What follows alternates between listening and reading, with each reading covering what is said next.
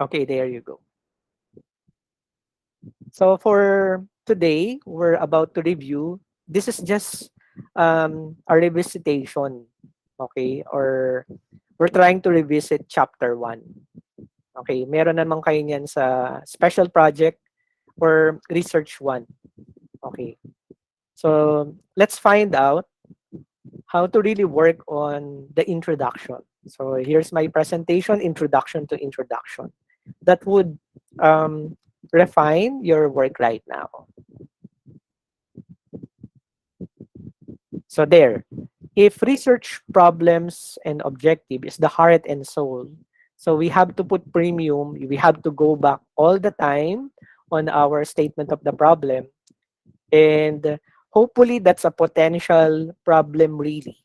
Okay, because the research problem and objectives or the statement of the problem and objectives is the heart and soul of your study. This is the point. This is the reason. This is your argument why you are conducting this particular research. And actually, on the research process, you have to work on the RRL first before you really capture the or to create before creating the statement of the problem. You have to read a lot prior to that. Okay, kasi wala naman kayong malalagay in your statement of the problem if you haven't read before.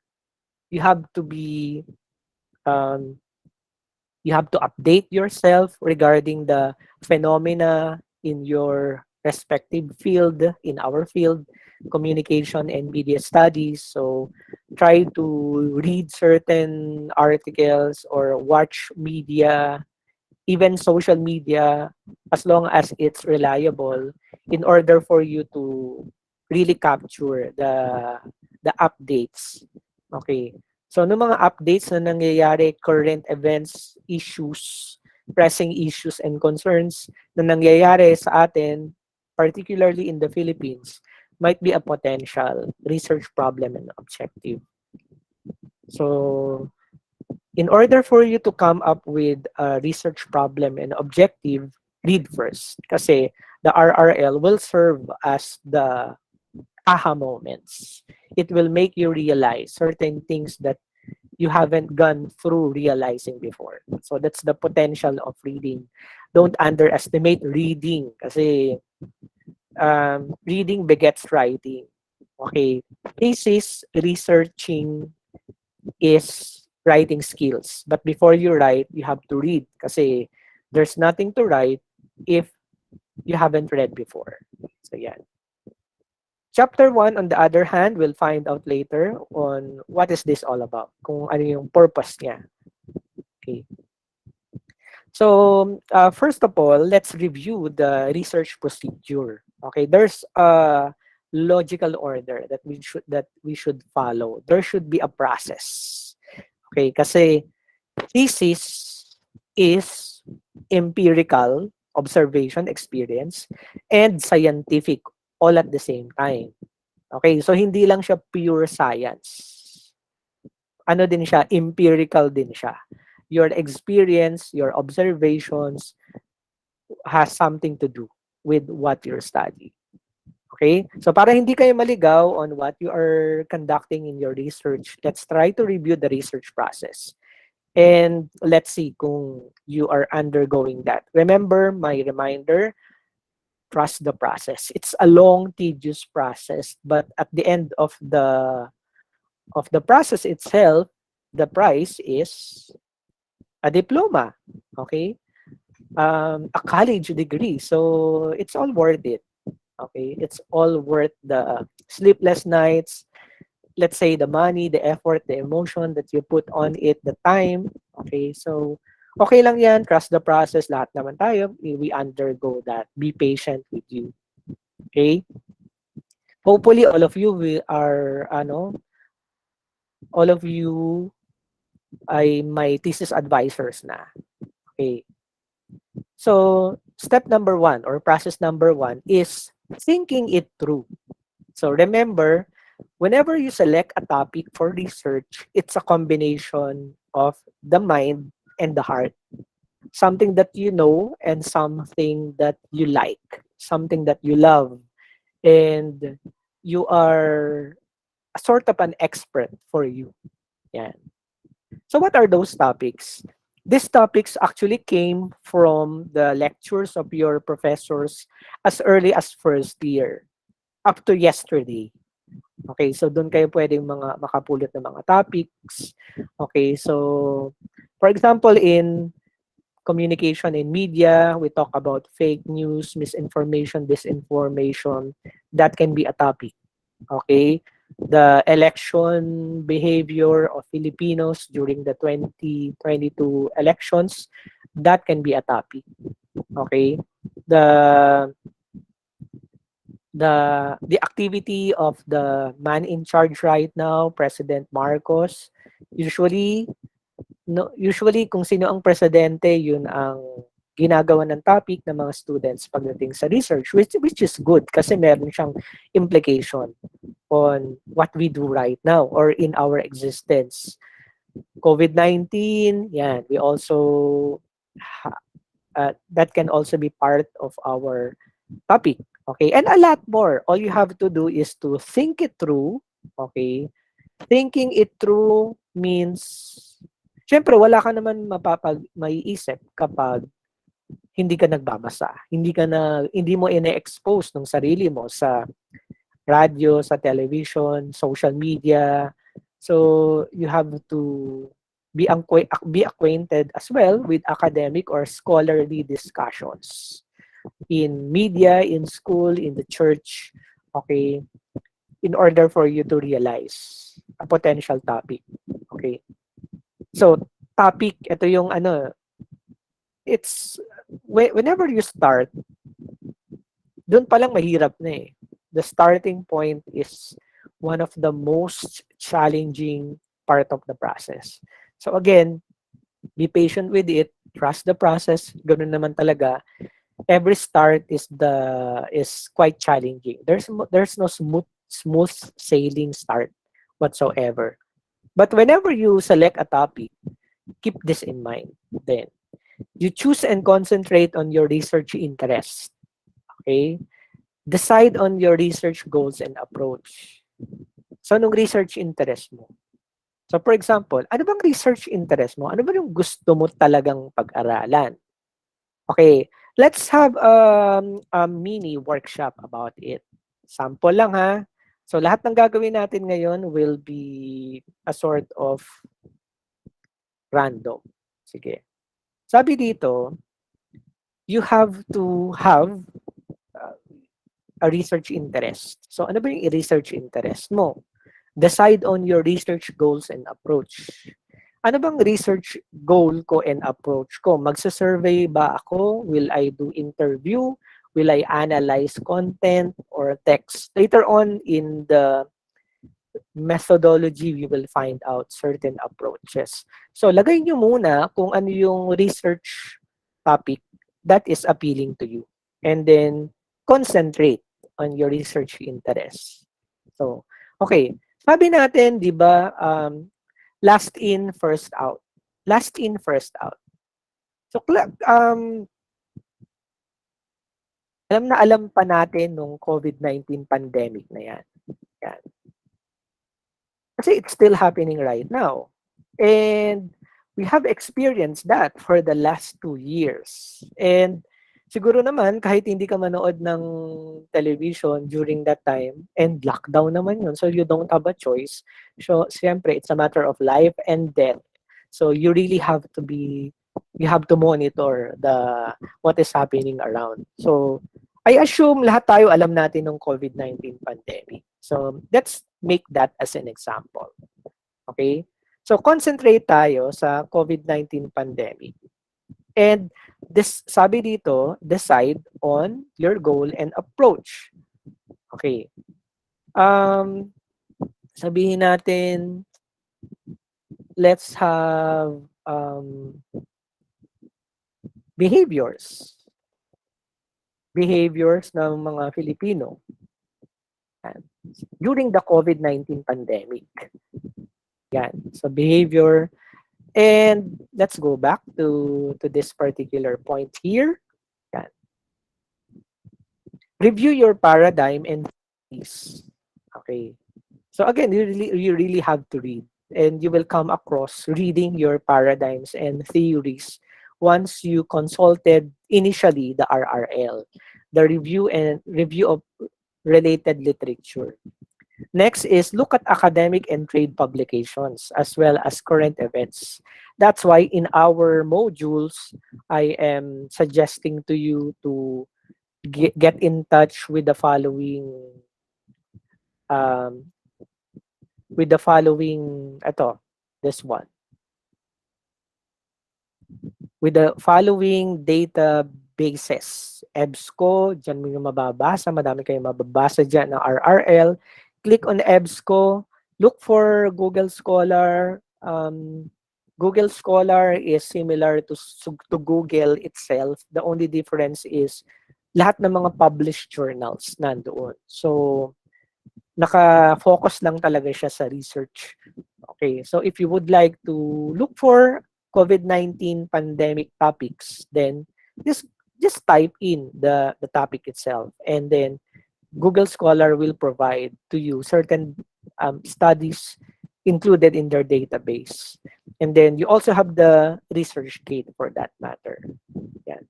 All of this will make you realize a potential research topic or research problem and objectives or statement of the problem and objectives.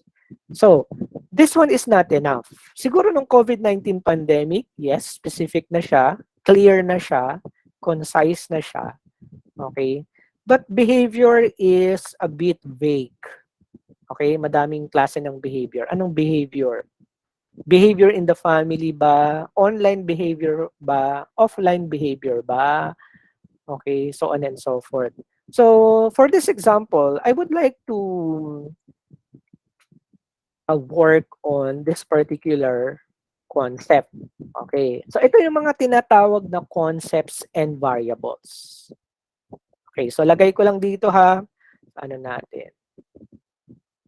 Pag sinabing concepts or constructs, meaning to say, your intention is qualitative. Yan. Qualitative siya. Naririnig nyo din ng variables, di ba?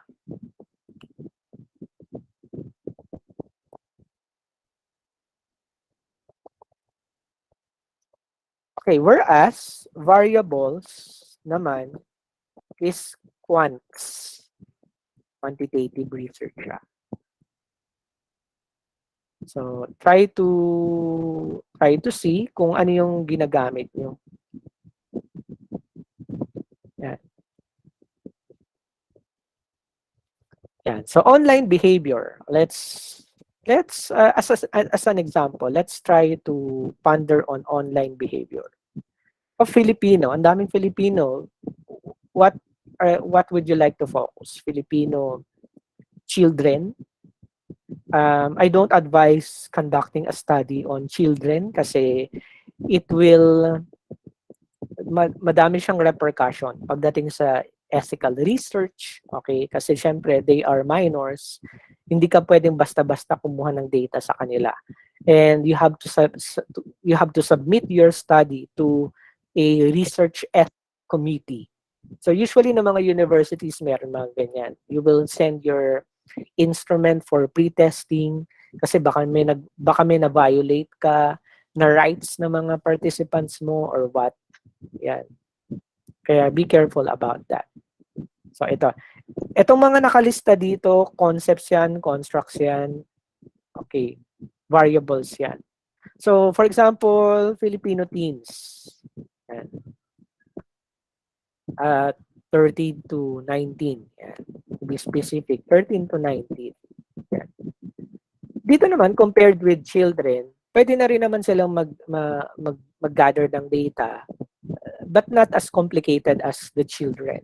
Okay, but of course, you have to let them know, they have to sign, they have to confirm their participation, okay, and so on and so forth. So for example, ganyan. So, these are so sabihin na natin the plan is for a qualitative study. Yeah. Yan, that's the approach that I have in mind. And so for example, so these are concepts and constructs. So quals na gagamitin ko concepts and constructs. Okay, so what about this? What about this? Online behavior. Um, online behavior. Let's try to be more specific in terms of surviving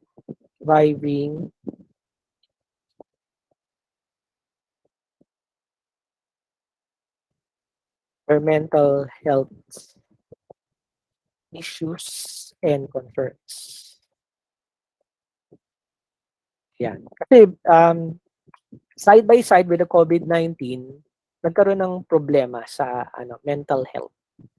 So a lot of people, especially teenagers, have been bothered by their mental health. Kasi dalawa-dalawang iniisip nila sabay, magkasabay. Hindi lang actually dalawa, three or more. Okay, their personal survival, okay, kasi may COVID-19, paano sila magbubuhay, makakasurvive pa ba sila? And then the transition from face-to-face to online class, some of them are not capable of purchasing and submitting themselves to high-powered internet connections and bandwidth. So nakaka-apekto yan sa kanilang mental health every time that they attend school, and then all of a sudden the internet connection will fluctuate. Okay? So, the moment na makick out sila doon matanggal sila doon sa Google Meet, nakaka-rattle yun eh. Panic attack, anxiety. So, those things. So, I'm pretty much interested to study that particular area. The Filipino teens are close to my heart because I am a teacher. So, for example, so dapat ganun din kayo. Whenever you decide on a particular subject, these are subjects, mga tao. They will be your participants or respondents. Again, wag magkakamali Wag magkakamali. Hindi pwedeng i-enter dito. Sige, magkano na lang tayo panibagong sticky note. Iba naman kulay. Ito na lang. Yellow. Okay, pag sinabing ito common error sa inyo tayo, respondents. When we say respondents, you are referring to a quantitative study. So, quants siya. Kaya, wag niyo siyang gagamitin sa quals. Kasi sa quals, we make use of the participants or informants. Yan. Quals yun. So far, whenever I check the papers of my thesis advices, may mga ganyang it's a matter of term, pero still that matters pa din. Okay.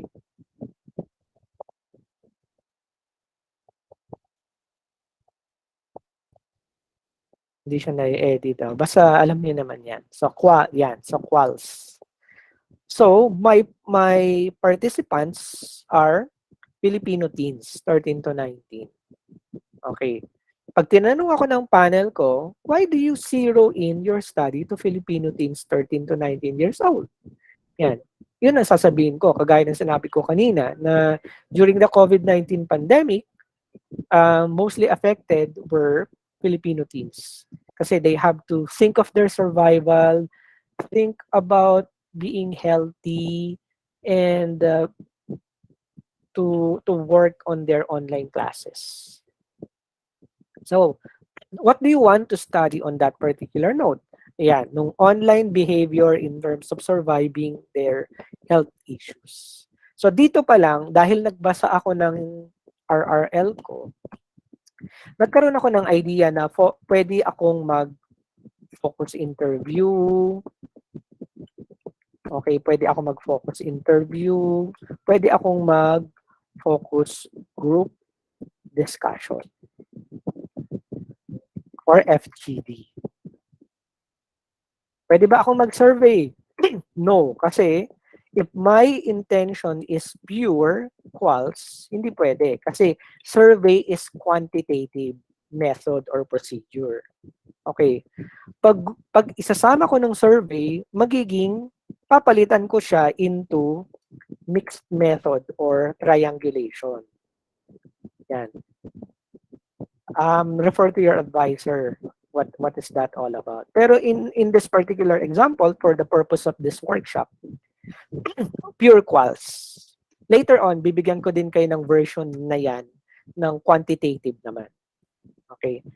So, this early, I'm thinking of conducting focus group discussions amongst Filipino teens. Okay. Who were affected by mental health issues and concerns during the COVID-19 pandemic. Okay. So, I would like to know specifically their online behavior kasi gusto ko malaman ng coping mechanisms nila. Okay, coping mechanisms. Since I'm communication major, ang focus ko is communication aspect. Aspect siya, hindi siya psychological aspect. Kasi may pagka-psychological yung mental health issues. So, ang focus ko lang dito is the communication aspect. Okay. This early, nung FGD ko, tatanungin ko sa kanila, how did you feel during the COVID-19 pandemic? Yan. So, pag magpo-focus interview kami, yun ang itatanong ko. Tapos, siguro magtatanong din ako na na part of the FGD is to how do you manage yourself during the COVID-19 pandemic where everything is locked down. Yan. So, interested akong alamin. Okay. So, doon nalalabas nung we don't have a choice but to be online. Yan. So, online naman sila. Pag nabanggit na nila yung online, doon ko na sila tatanungin. Okay. Specifically, kung ano yung mga survival mode nila or coping mechanisms nila, kung paano sila nakasurvive sa COVID-19 pandemic, especially on the hardest stretch ng COVID-19 pandemic, yung wala pang vaccine, yung pumapalo nung daily average natin sa 20, 30, 40, walang vaccine yun, merong iba't ibang variants, almost. So yun, doon mataas ang anxiety. So, kahit hindi ko pa sila natatanong dahil nag-RRL ako, dahil nag-observe ako sa mga pangyayari sa buhay ko, okay, meron na akong mga assumptions na sagot nila. So, ang ina-anticipate ko na dito, nag-TikTok sila, yan. Yun ang mga possible answers. Nag-TikTok sila, binalikan nila nung account nila sa Grindr, sa Tinder, and some other dating apps, okay?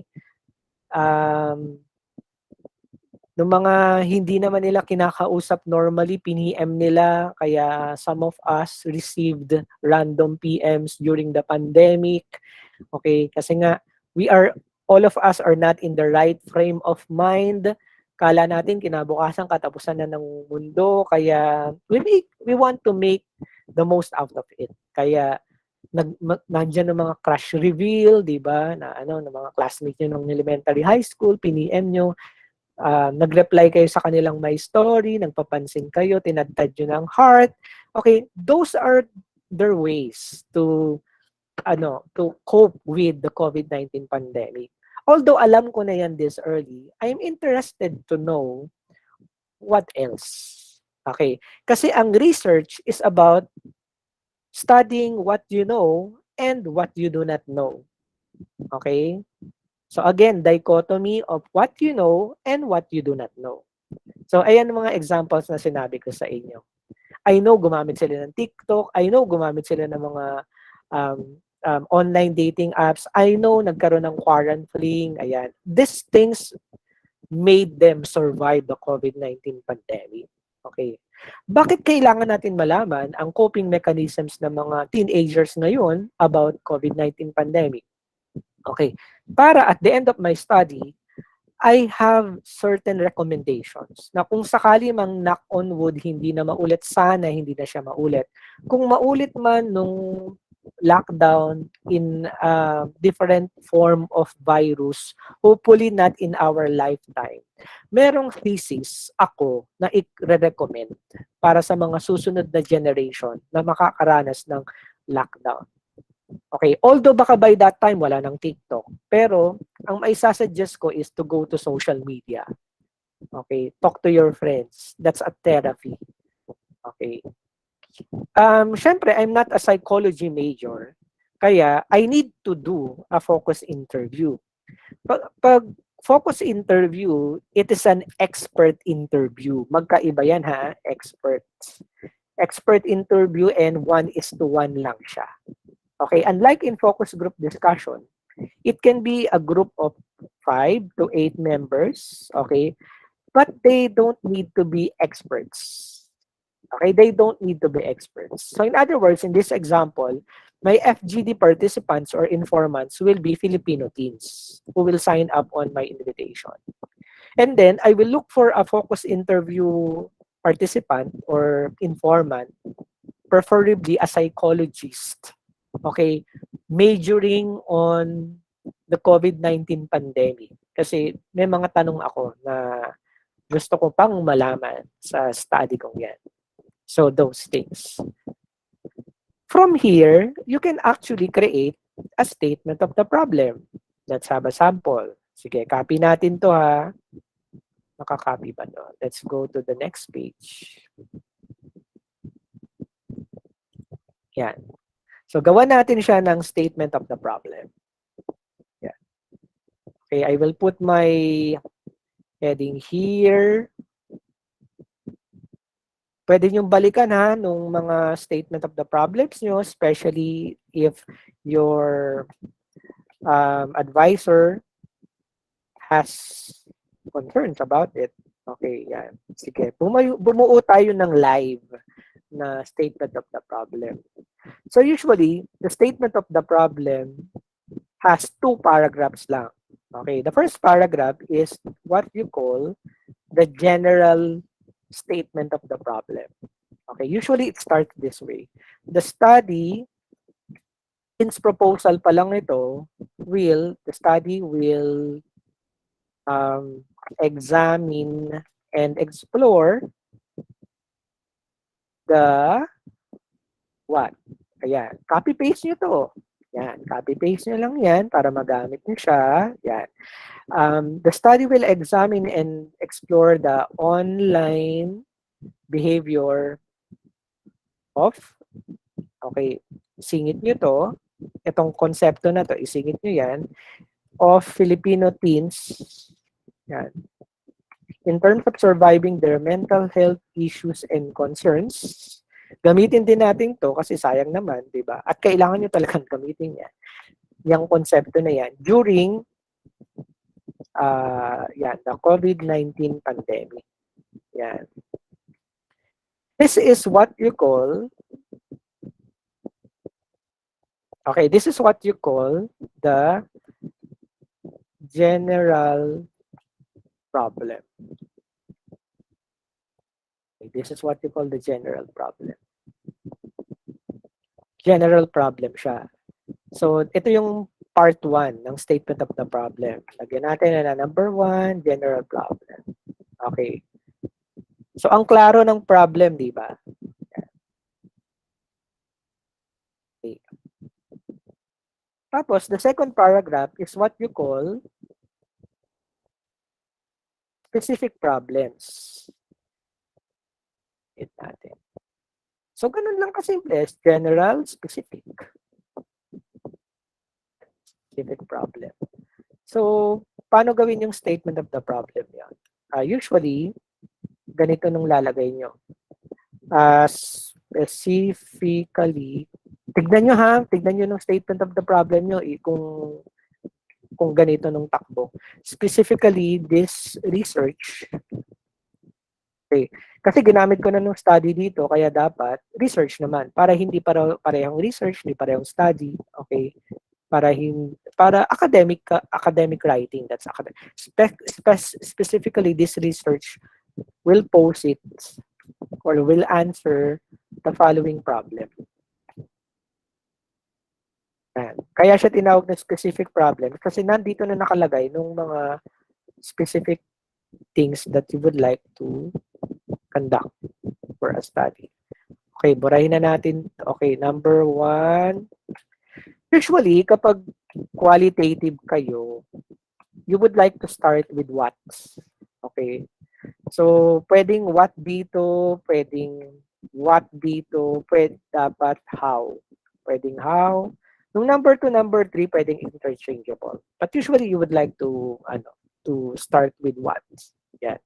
So, what is the perspective? Perspective muna. What is the perspective of the Filipino teens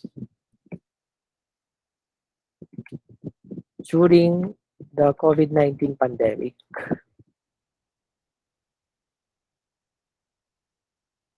Okay. So diyan mag-FGD ako diyan, klarong-klaro diyan magagamit ko ano.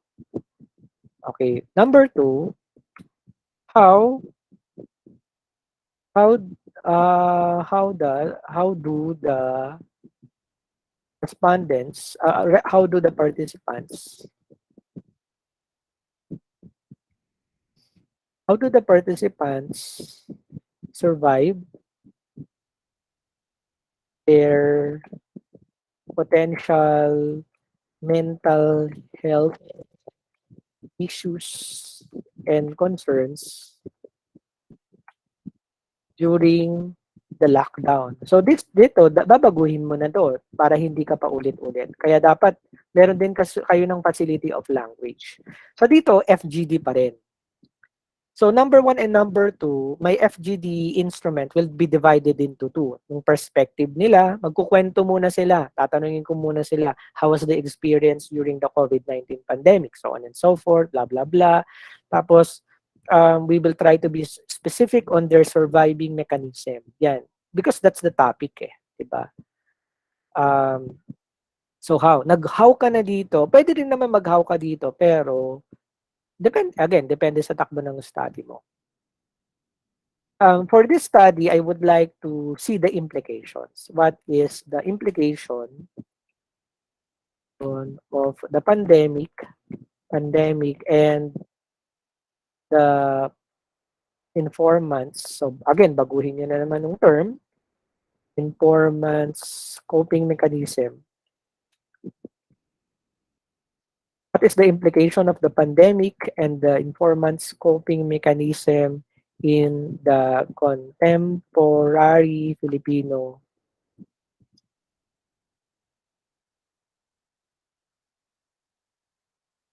society? Yeah. There you go. So this is your statement of the problem now. Yan.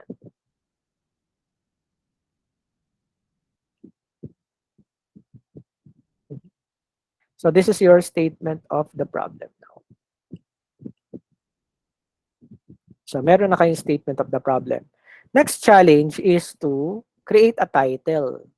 Okay. Huwag na kayong lalayo. Whenever you write your title, all you have to do is, so gawa tayo ng title ha, sample title. Title. Copy this. Copy the general problem. Okay. And then, okay, restructure nyo lang siya into a problem. Okay, so siyempre buburahin mo na to. Okay. You would like to start from this. Yeah. Online behavior of Filipino teens in terms of surviving their mental health issues and concerns during the COVID-19 pandemic. This can be a title. Ayan, siyempre tanggalin mo ng period. Okay? And then kung gusto mo gumawa ka ng creative title. Okay, mag-isip ka ng catchy title. Okay. Kumbaga ito yung academic title mo, Online Behavior of Filipino Teens. Pwede yung laruin 'yan. Okay? So, creative title um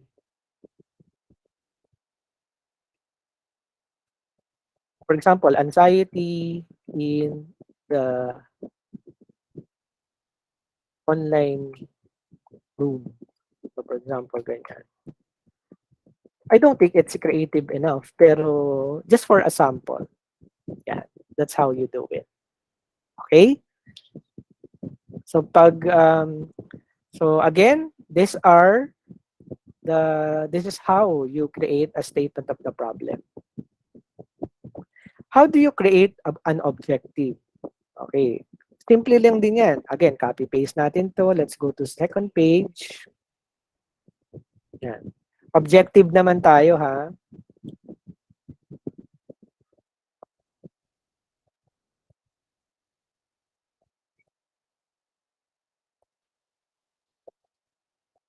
Ay, ayaw.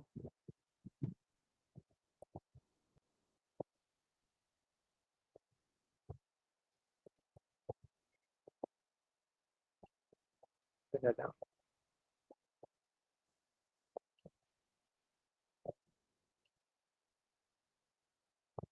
Okay, general statement of the problem, object, specific problems, ayan, para nakikita natin into one. Ano. So, ganito lang siya kadaling gumawa. Objectives. Objectives should be in the form of infinitive form. To.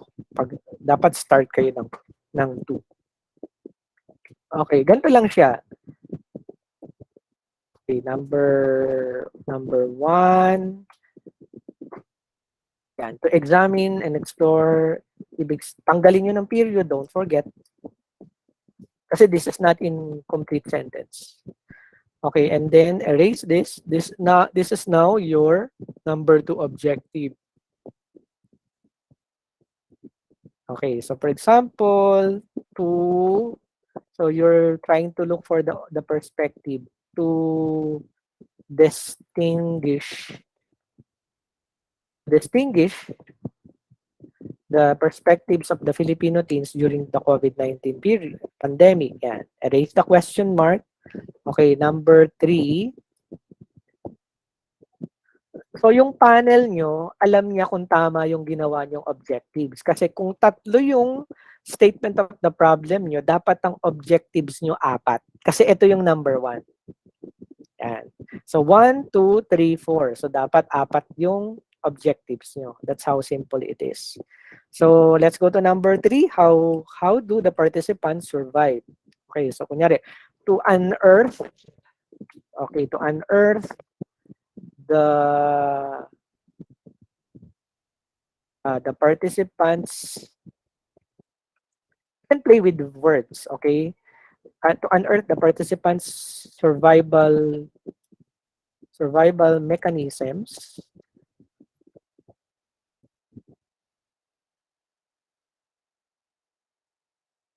during the lockdown. Okay? And then lastly, to identify the implication of the pandemic and the informant's coping mechanisms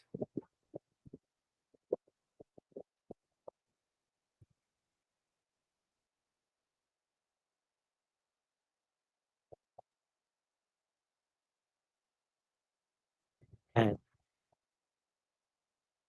right. Don't forget to erase the question mark. So there you go.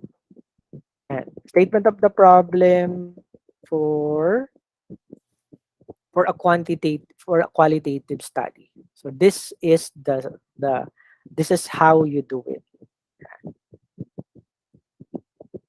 If you want to conduct a study on quantitative this time around, okay, then your first question should have a profile. What are the demographic profile of the respondents in terms of yan.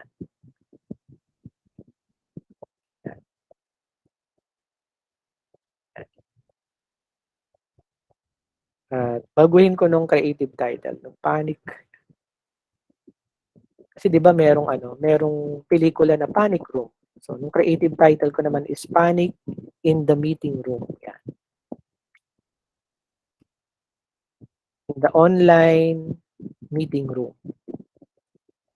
Yan. Panic in the online meeting room. Title. So, that's how you do it. So, go back again to your statement of the problem on how it should be done. Yeah. All right. Sige, moving on, that's how simple it is. Simple kung nagbasa kayo ng mabuti. Kaya it's always important to start with RRL. Okay. Connect to the internet for insights to your research ideas. Okay. Especially credible sources. I know at your level right now, you can determine misinformation, disinformation, false news. Okay. And then it's important to reflect on everyday situation. So your life has something to do with what you should research. Okay? Because remember, we're doing research not because it's a requirement, not to comply, but to make life better in general, to make the civilization, um, to make an upgrade in the civilization. Yeah. Next, determine the topic relevance. So, nung example natin here, what is the topic relevance? It's still pandemic, and some of us are not, syempre iba-iba tayo nung ano natin iba-iba nung pagmamanifest ng mental health issues and concerns natin. Maaring nadaanan nyo na yun before, natapos na kayo, or babalik din siya, or hindi pa nangyayari, kaya it's really relevant to conduct a study on that level. Is the topic too broad? Okay, no example natin, as I said, in-specify natin, we started with online and then eventually we ended up with online behavior in social media. Yan. By the way, if you want to really be more specific about it, okay, pwede kayong mag-focus sa isang social media. Okay, so for example, panic in the online meeting room. Online behavior of Filipino teens in terms of survival. Pwede nyo siyang dugtungan ng using the Facebook. Using Facebook. So if you want to be more specific about it, yeah. So lagay nyo dito. Using Facebook.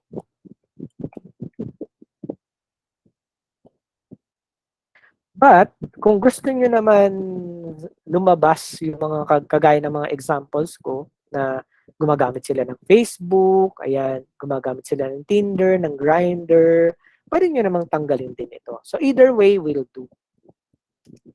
Either way will do. It depends on how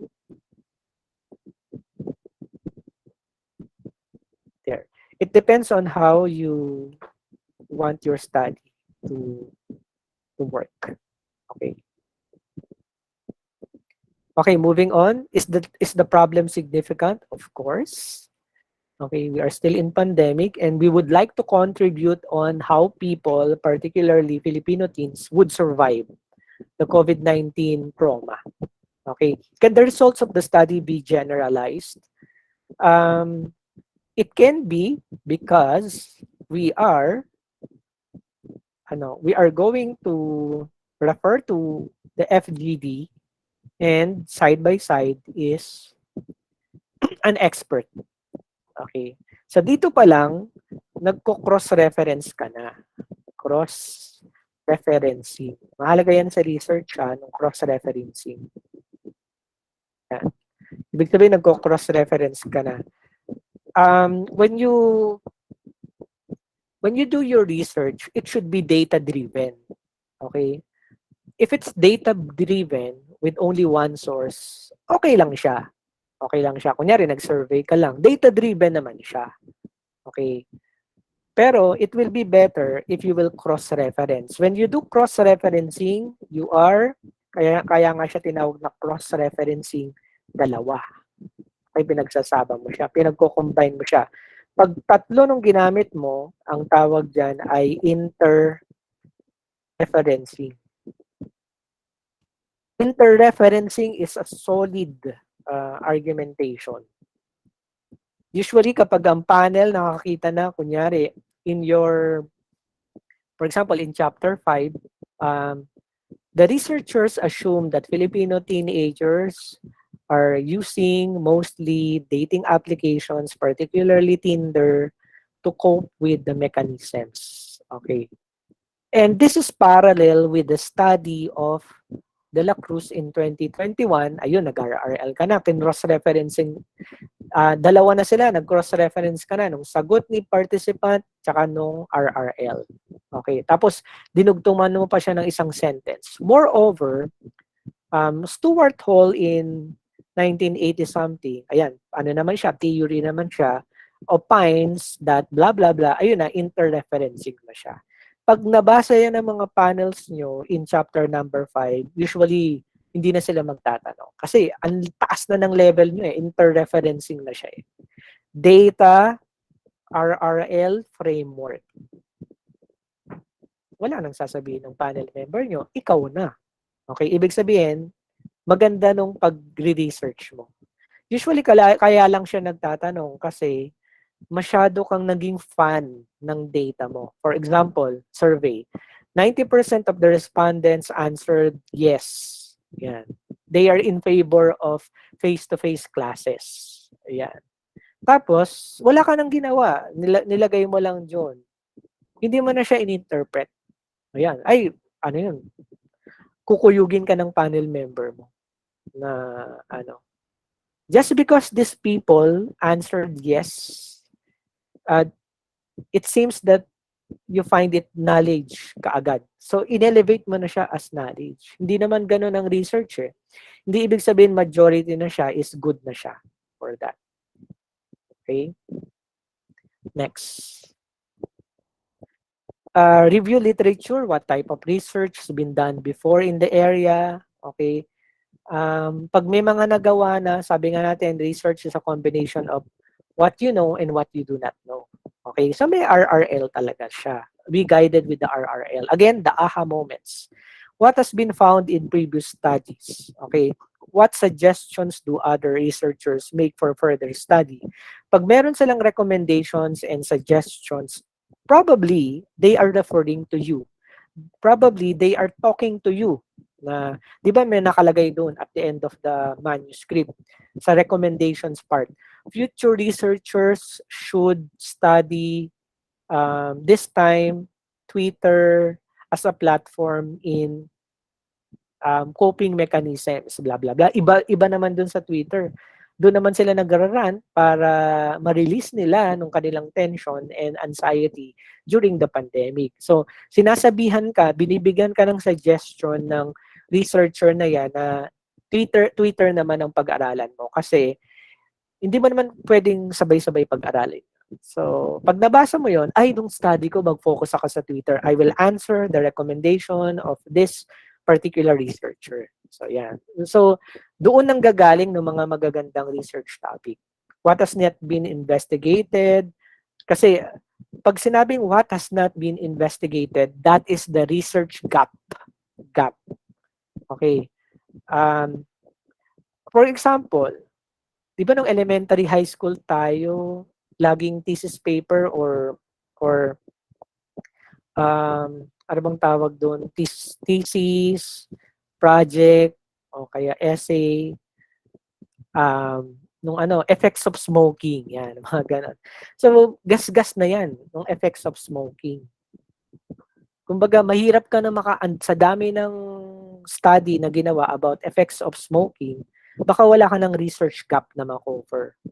So probably, instead of effects of smoking, effects of e-cigarette ang study mo. Baka wala pa masyado study about that.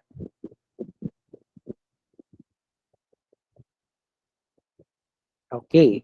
Okay, and then what theories were it will guide you on that. What's research methods? So basically, you're not going to start from scratch if you have your literature with you. Okay. This is what we encountered a while ago, nung statement of the problem. Research question is formally stated questions or inquiry intended to provide about a particular concern or issue. Ito siya, research questions natin. Ito, these are the research questions. So pag tinanong kayo ng advisor nyo, nasa nung RQ1 nyo, ito yun, RQ1, RQ2, RQ3. Ano yung general problem nyo? Ito yun. Yan. Ano yung topic nyo? Nung topic makukuha sa title. Yan, mga ganyan. That's how you do it. Okay, moving on, objectives. We also had our objectives. So parang it's a matter of refining the research question and translating that into an infinitive form. Hypothesis, we do hypothesis if our study is quantitative. Okay, that is required. So for those who are studying quantitative research, you are required to come up with hypothesis. Okay. If you are conducting qualitative research, you are not required to do that. Okay? Pero pwede din, depende din sa inyo. I'll give you examples of assumptions. Okay, bigyan ko. Sa quantitative hypothesis, plural ha, hypothesis. Sa qualitative assumptions, ayan, para hindi kayo malito ha, anong example ng assumptions? Kunyari ito. How do the participants survive their potential mental health issues and concerns during the lockdown? Isusulat ko dyan sa hypothesis, sa assumption ko, okay, Filipino teens usually go to social media and browse on their Facebook, Instagram, and Twitter in that order as a form of releasing the tension brought about by the COVID-19 pandemic. Yan. So, yun.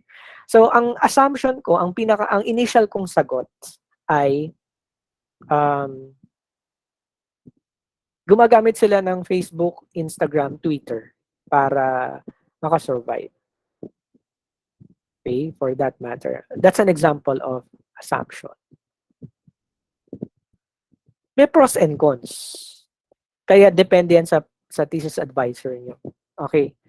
May pros and cons ang paglagay ng assumption. Pag naglagay ka ng assumption, guided ka. Pero kapag guided ka, ang cons dyan, baka dun ka na lang mag-explore. Ay, qualitative kasi, yes, kumbaga sa quantitative, may target ka.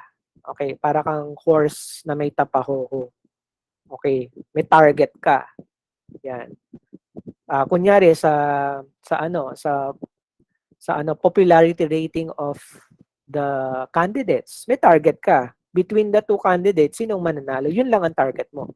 Pero pag qualitative ka, madami yan eh. Okay, wala kang it's well-rounded. Okay? So may pros and cons. Kasi pag naglagay ka ng assumption, baka nung researcher, yun lang ang hanapin niya. Mag-focus lang siya. Hindi niya napansinin ng TikTok kasi wala naman nakalagay sa assumption niya na TikTok. Pero it's an important aspect of the study. Sayang, di ba? Okay, yon. Moving on for this. Yan. Writing it down. The introduction serves as an overview of the entire work. Yan. It is the eyes as a window to the soul and the first contender to make an impression. Yan.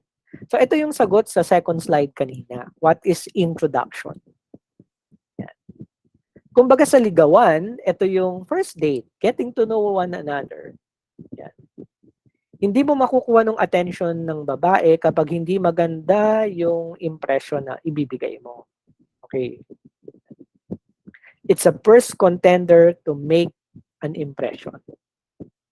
But you don't have to worry about introduction that much kasi it's a matter of reading and consulting your RRL first. Pag madami ka nang nabasa na RRL connected to your study, then you have a lot to write in your introduction. It's important na, since elementary, pinag-aaralan yung outline. So, para sa inyo, ay, ano na yan? Pasay na yan, antiquated na yan. Pero, napaka-importante nung pag-outline. Kasi you don't write in random thoughts. Kung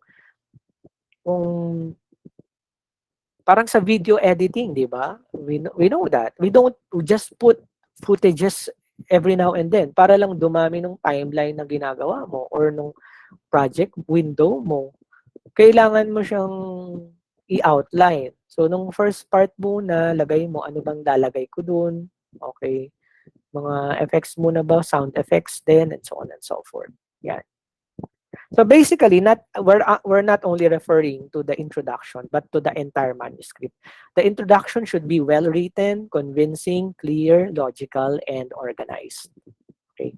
So ayan, no introduction is your first date. Yan, tandaan yan. Your introduction is your first date. You want to make an impression. Okay. So first date, the girl would like to know who you are, what you do in life, what are your hobbies, what are your likes and dislikes. Okay, why do you like me? Okay, what's your plan about me? Ayun, ayun. That's exactly what you do in the introduction part. Okay, so these are the parts for the introduction.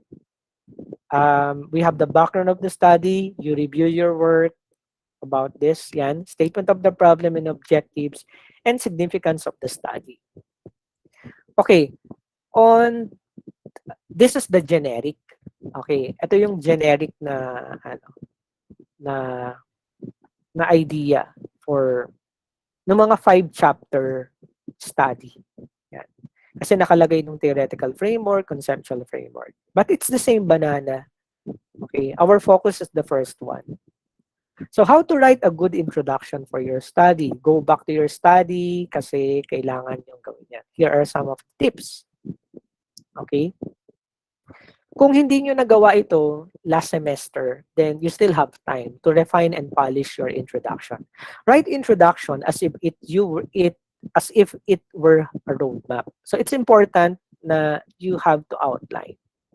So it's a roadmap, you will travel, kaya dapat may GPS ka, dapat may Waze ka, dapat may map ka. Okay, you don't travel in random. Okay, you don't go in random streets kasi maliligaw ka. Pag naligaw ka, sayang ng oras mo. Okay? Pag nasayang ng oras mo, hindi ka nag-enjoy. So, it defeats the purpose of the tour. Okay, you have to define the concepts, the terms, and jargons conceptually. So, in other words, in your introduction, going back to this example a while ago, you will introduce the following concepts. Yan, online behavior, okay, mental health, COVID-19 pandemic, yan, social media, so on and so forth. That's how you do it. And then, write the introduction as if you are writing a compelling story or engaging in a debate. Okay, you have to engage in a debate because it's important that right on the introduction, you will sell your main arguments. Okay. Dapat sa introduction may main argument na. Merong theorization. Yan, hahanapin yan sa inyo ng thesis advisor nyo. What is your main argument? Yan. In this example, my main argument is, since I'm a communication major, my main argument is social media is a platform. Kasi ang alam natin, puro hate sa social media and all, pero may magagamit din na maganda yan. So we survive the COVID-19 pandemic because of social media. Ayan. So naniniwala ako sa potential bilang communication expert and scholar. Naniniwala ako sa social media about its potential in making us relax and comfortable during our anxieties during the pandemic. So as a communication, coming from the communication communication area, I am selling the idea that use social media to survive a lockdown. Yan. Yan. Kaya ako din pinili yung study na yon as an example because I was affected with it. Kaya I will write my story about it. Yan. You are what you study. Remember that. You are what you study. Yan.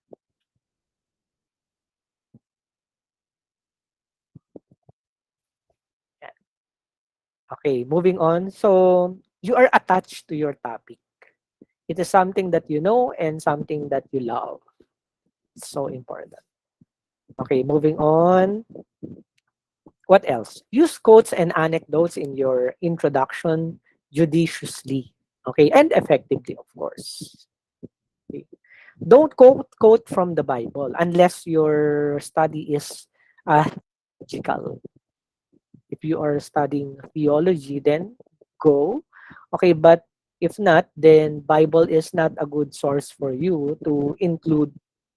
Kasi remember, in thesis, you are kind of debating. In debate, we don't um, debate by virtue of the Bible anecdotes or quotes. Okay. Again, it goes without saying that you have to select your source. Okay, and then make your writing accessible and convincing. Simple writing lang. You don't have to complicate it.